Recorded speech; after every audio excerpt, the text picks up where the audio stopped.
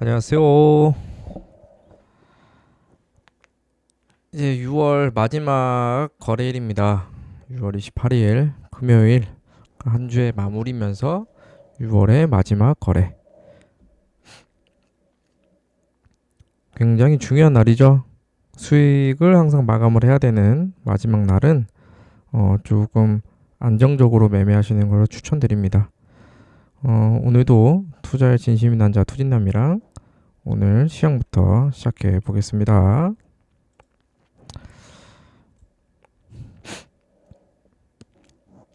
일단 어저께는 좀 상승이 많이 나와주는 모습을 보였죠. 어, 다우가 0.09% 상승, 그 나스닥 종합이 0.3% 상승, S&P가 0.09% 상승. 그리고 달러는 당연히 증시가 살아났으니까 좀 눌리는 소폭 눌리는 모습을 보였고요. 그리고 10채 만기 국채 수익률도 장중에는 4.3%까지 다시 올라갔다가 다시 또 내려서 4.286 마이너스 0.3% 하락을 했습니다. 어저께는 골드도 거의 보합으로 마무리했고요. 그리고 오일도 거의 보합 마무리 플러스 0.17로 마무리했고 러셀도 어저께는 1% 상승하는 모습을 보여줬습니다. 어제 장을 보시면 엔비디아는 양전을 했다가 다시 음전을 하면서 모습이 좀 보였고요. 그리고 딱 전체적으로 봤을 때 좀 대형주들은 보합이거나 아니면 조금 소폭 상승하는 모습을 보여줬고 그리고 좀 섹터별로 말하자면 아마존은 다시 상위 10%로 들어오는 날이 되었습니다. 그래서 보시면 애플은 0.4% 상승으로 거의 보합 마무리였고요. 그리고 테슬라도 그렇고 엔비디아만 좀 다시 빠진 마이너스 1.91%까지 빠지면서 123달러로 마무리를 했습니다. 그리고 마이크로소프트도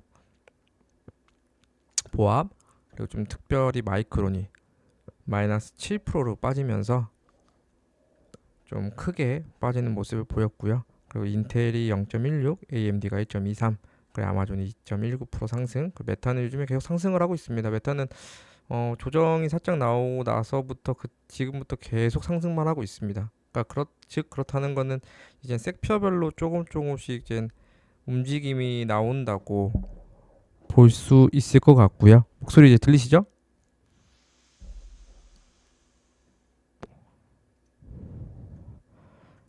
그리고 넷플릭스, 알파벳 거의 1% 가까이 상승하는 모습을 보여줬습니다. 어제 나스닥 30분봉 차트고요. 어, 이게 어저께 아침 9시부터입니다. 9시부터 계속 추세선의 지지를 받으면서 분장 때도 올라갔다가 또 내려서 지지받고 지금까지 계속 상승이 이어지고 있는 모습의 차트를 보여주고 있습니다. 그만큼 나스닥은 아직까지는 힘이 많이 남았다. 올라갈 여력이 많다. 라고 보실 수 있는 게 이게 일봉인데요. 일봉이 3거래일 하락이 나오고 지금 4거래 상승을 하고 있어요. 근데 아직까지 이 고점 탈환은 못하고 요 라인은 아직 올라가지 못했지만 그래도 하락보다는 상승이 더 맞다라는 차트를 보여주고 있는 것처럼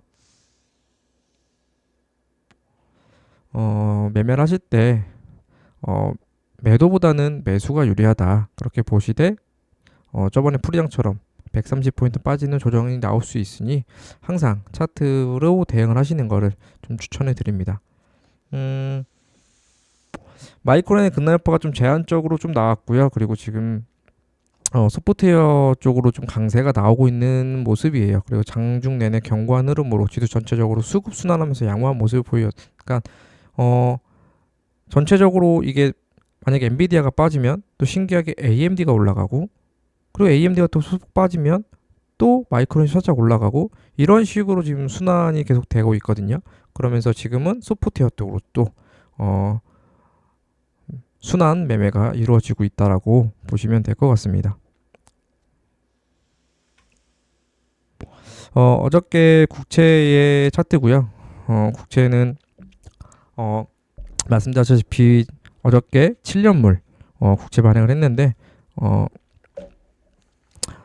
그 전보다는 조금 더 많이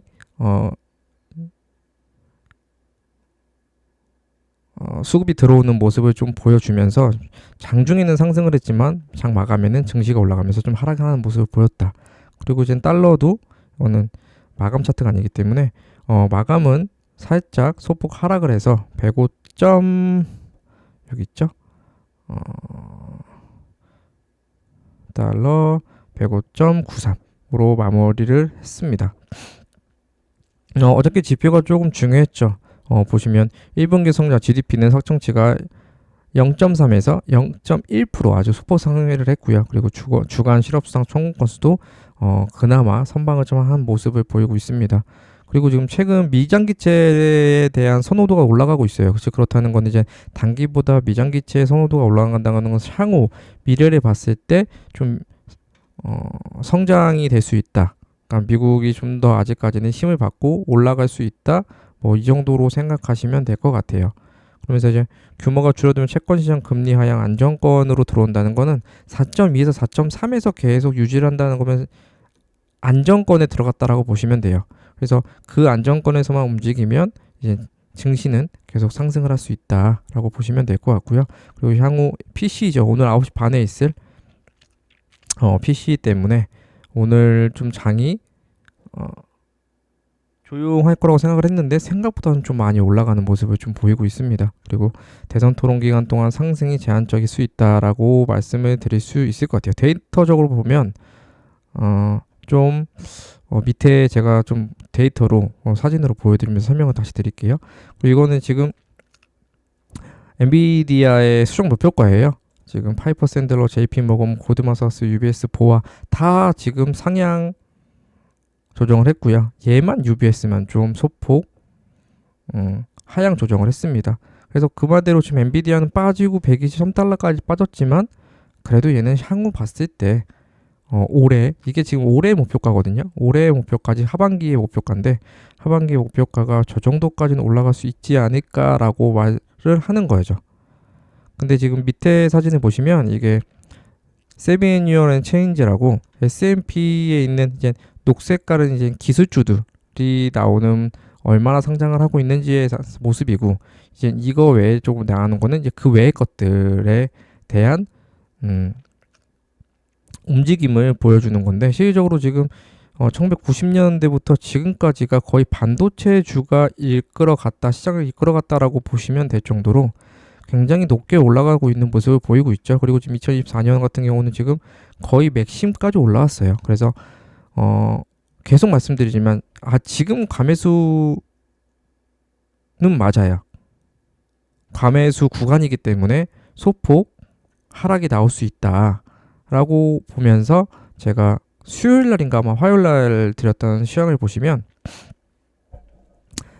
지금의 이제 추세 같은 모습이죠. 패턴들이죠. 이제 상위에 있는 종목들 G7 정도 애들이 시장을 이끌어 가다가 이제 조금씩 그의 영향권을 벗어나면서 그 많이 올라갔던 애들은 조정이 나오고 그 자금이 다른 종목으로 자금이 순환이 되면서 즉 그렇게 된다는 건 이제 자금이 순환이 되면서 이제 전체적으로 올라가는 모습들을 보인다는 거는 경기에 호황이 올 수 있다라고 보는 거거든요. 그래서 지금 전문가들은 향후 2년까지도 경기에 호황기가 올 것이다라고 말을 하고 있어요. 그래서 아직까지는 반도체가 주도적으로 역할을 중요하다. 그래서 만약 이게 빠지게 되면 나스닥, 저희가 거래하고 있는 나스닥은 좀 빠질 수 있다. 조정이 나올 수 있다라고 보시면 될 것 같습니다. 그리고 오늘이죠. 오늘 아침 10시부터 오늘 토론이 있었죠. 바이든과 트럼프. 지금 바이든은 36%, 그리고 이제 트럼프가 55.7%로 좀 우월하게 좀 차이가 나오고 있는 모습을 보이는데 저희들은 뭐 이런 것보다는 이게 더 중요하죠. 이게 뭐냐면 전체적으로 이제 대선이 있는 주에는 진폭이 굉장히 크게 움직인다라고 보시면 돼요. 이제 빅스 지표로 해가지고 이제 나오는 건데 이제 빅스 지표가 이제 위험성 지표인데 이게 지금 20%에서 왔다 갔다 한다는 거는 지수를 보면 이제 10% 마이너스 10% 플러스 10% 정도의 진폭으로 움직임이 좀 크게 움직일 수 있다라고 하는 게 이제 9월달, 10월달 정도라고 보시면 됩니다. 그래서 대선이 있을 때는 좀 상승과 하락이 좀 크게 움직일 수 있다. 그래서 그때는 좀 원웨이로 그냥 빠지거나 원웨이로 올라가는 그런 장들이 많이 나올 수 있으니까 좀 조심해서 매매를 해야 된다. 그래서 아마 제가 그때 가면 또 말씀을 드릴 거예요. 그러니까 데이터상으로는 좀 이렇게 나오니 좀 조심했으면 좋겠다라고 말씀을 드리고 싶습니다. 대선이 11월 5일 맞을 거예요. 지금까지는 트럼프가 굉장히 유력합니다. 이거 퍼센트만 보셔도 55.7과 36%예요. 그리고 지금 경기가 생각보다 좋기는 하지만 금리 인하와 그리고 좀 유가 문제로 인해서 바이든의 좀 사람들이 이끄는 그걸 뭐라 그러죠? 요즘에 말하다 보면 단어가 자꾸 까먹어요. 그 추종자는 아니고 이제 이 사람을 지지했던 지지 세력들이 실질적으로 바이든한테 좀 실망하는 모습들을 좀 많이 보였죠. 예전 같았으면 만약에 기름이 러시아 전쟁, 우크라이나 러시아 전쟁으로 인해서 러시아에서 뽑아내는 기름 양이 많잖아요. 그러다 보니까 그거를 받을 수가 없는 상황이다 보니 이제 기름 국가한테 가서 이제 기름을 좀 많이 그 기름을 좀 뽑아서 좀 수출을 해라. 왜냐하면 실질적으로 미국 같은 경우들은 기름을 빼긴 하지만 다른 국가에서 그거를 사서 비싸게 팔아서 수익을 남기는 수익금이 엄청나거든요. 근데 만약에 그랬다면 그때 만약에 지금 그때 트럼프가 대통령이었다면 과연 기름 국가한테 가서 뭐라고 했을까요? 바이든은 가서 정중하게 부탁을 했습니다. 근데 걔네들이 거절을 했죠.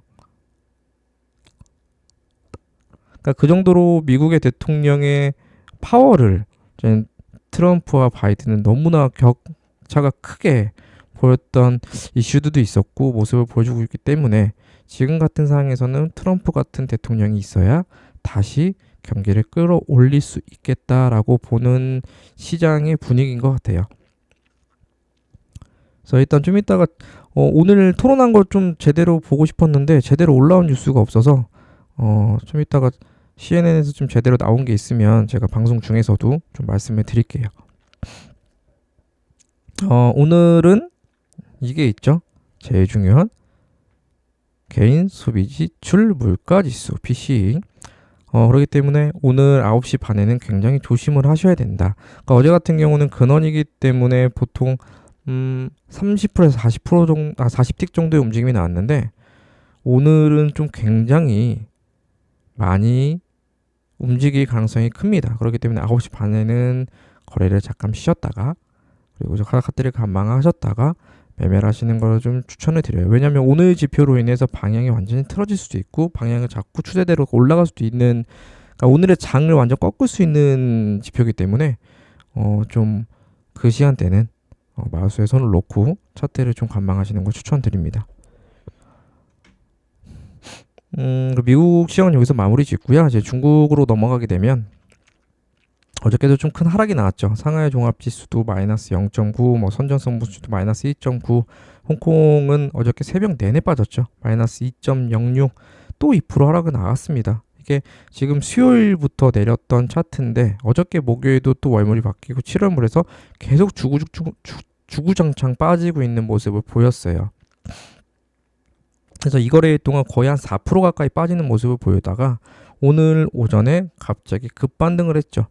그래서 거의 마이너스 1%를 시작해가지고 거의 1.3%인가까지 올라간 걸로 알고 있습니다. 그러면 마이너스부터 올라갔으니까 또 오늘은 2%를 올린 거죠. 그러고 나서 지금 또 계속 파동을 그리면서 내리고 있는 모습을 보이고 있습니다.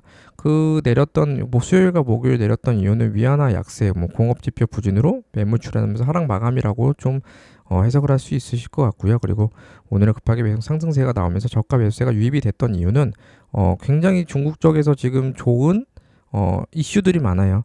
그래서 전위달러 하락으로 위안화 소폭 상승을 해서 저가 매수 기대심이 좀 살아있는 편이고요. 그리고 지금 홍콩 방문 중국 여행의 면세 한도를 7월 1일경 600% 향상한다는 겁니다. 그러니까 너네 좀 돈 좀 써. 그거 올려줄게. 이런 거에 대한 홍콩 내수기도 회복 기대 때문에도 좀 그렇고 그리고 좀 이게 좀 중요하죠. 중국 공산당 제20기 중앙은행 3차 전차 회의가 7월 15일부터 18일까지 있습니다. 이때는 보통 중국이 기대 심리로 상승하는 경우들이 굉장히 많아요. 왜냐하면 이때 이 회의로 인해서 이제 지원책이라든지 어떤 거를 좀 경제를 살리기 위해서 이것저것에 이제 경제 지원책을 내거든요. 그러다 보니까 이 기간대들은 이 시장 자체들이 되게 기대를 갖고 시장일 투자를 하는 때예요. 그러다 보니까 이때는 조금 매도보다는 매수로 올라갈 확률이 좀 높다라고 기억을 하시면 좋으실 것 같고요. 제가 아마 이때 7월 15일 때는 아마 제가 아마 시황을 할 때 이걸 드리지 않을까 싶어요. 그리고 지금 이것도 되게 좋은 뉴스죠. 국제 신용평가사 S&P 지수 S&P 말고요. 이제 신용평가사라고 스탠다드&폴이라고 이제 S&P라는 회사인데 얘네가 지금 중국 주권 신용 등급을 A 플러스로 유지를 했다. 그러면 전반적으로 이제 시장이 살아날 수 있다라고 단정을 짓고 결과를 보고 A 플러스로 유지를 한 건데 일단 무디스와 피치와는 좀 다른 판단입니다. 얘네들은 경제가 좀 많이 안 좋아서 하락을 할 수 있다라고 예시를 했는데 어저께 얘네들은 좀 신용등급 A 플러스를 유지하면서 정만도를 좀 좋게 보고 있다라고 좀 하다 보니까 사실 이거는 굉장히 좋은 뉴스죠. 뉴스다 보니까